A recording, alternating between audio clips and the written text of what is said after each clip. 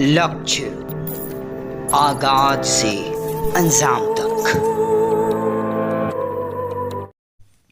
सिवान जिला के रघुनाथपुर प्रखंड मुख्यालय परिषद में पैक्स चुनाव के नामांकन के दौरान फुलवरिया पंचायत से शिवशंकर प्रसाद ने पैक्स अध्यक्ष पद के लिए भारी संख्या में समर्थकों के साथ पहुंचकर अपना नामिनेशन किया।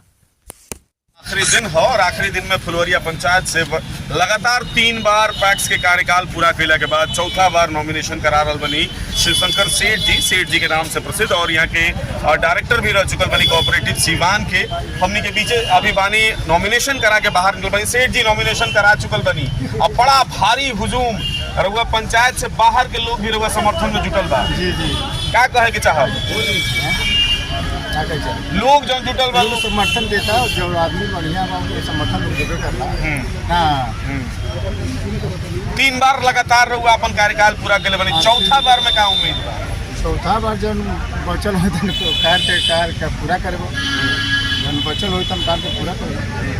यहाँ पर मुखिया जी मौजूद बनी विमलेश जी एबरी कितना समर्थन मिल रहा बा पूरा पंचायत के पूरा समर्थन बा और जनता मालिक से हो रहा बा। अगर ईमानदारी से हम काम कैले होके तो हमरा वोट मिले के चाहिए। अगर जनता के समय में ईमानदारी से हमेशा रहल होके तो हमरा वोट मिले के चाहिए। ईमानदारी से हमेशा रहे और हमेशा खड़ा बानी, इस सारा लोग जानता। हम पंचायत के मुखिया भी बानी, इस सारा लोग जानता कि ईमानदारी से आज हम काम करने, आज जो हम दुकान पे बैठे नहीं ईमानदारी से काम करने। और किसान के संग धोखा ना, किसान के संग धोखा तो क्यों करे के नहीं चाहिए। जितना पूरे बिहार में पैक्स सुनता है लोग, किसान के संग धोखा तो करे के नहीं चाहिए। धोखा करम लोग तो बरकत ना मिली, ये बात हम कहते हैं। और ईमानदारी से धान किनाई और जनता के जो काम बा ईमानदारी से हम काम करें।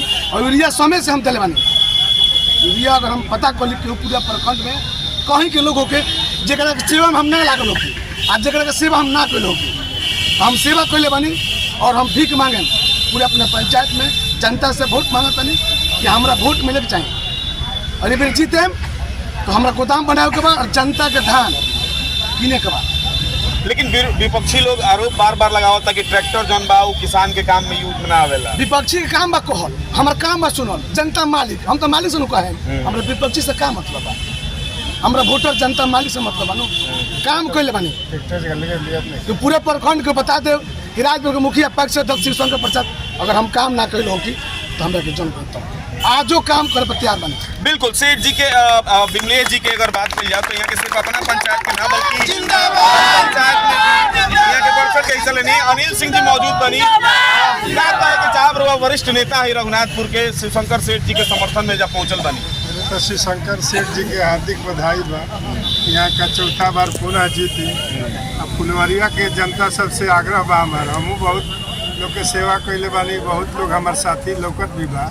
सबसे आग्रह बा कि पूरा चौथा बार इनका के भारी मदद से जितावे के बा, ये हमारा आग्रह बा। सबसे शिवशंकर जी से आग्रह बा कि जीतला के बाद पुनः जनता के सेवा में लागल रहे के बा।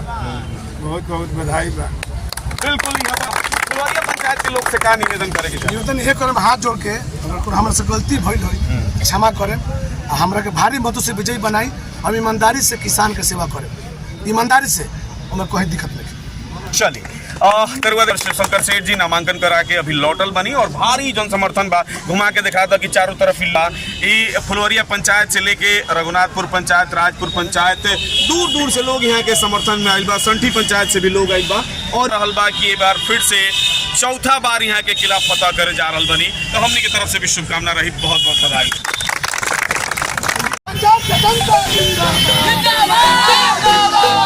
पंचायत का जनता जिंदाबाद, जिंदाबाद, जिंदाबाद।